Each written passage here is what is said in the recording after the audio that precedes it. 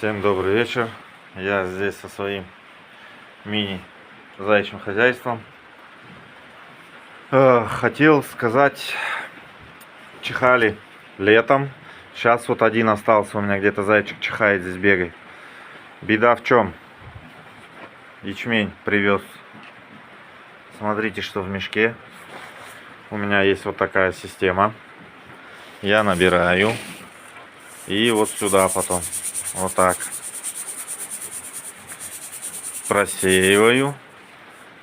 Сюда высыпаю ячмень, зерно, комбикорм и там люцерна. Потом все буду смешивать воедино. И теперь, если у кого зайчики чихают, не чихают, посмотрите, может у вас корм пыльный.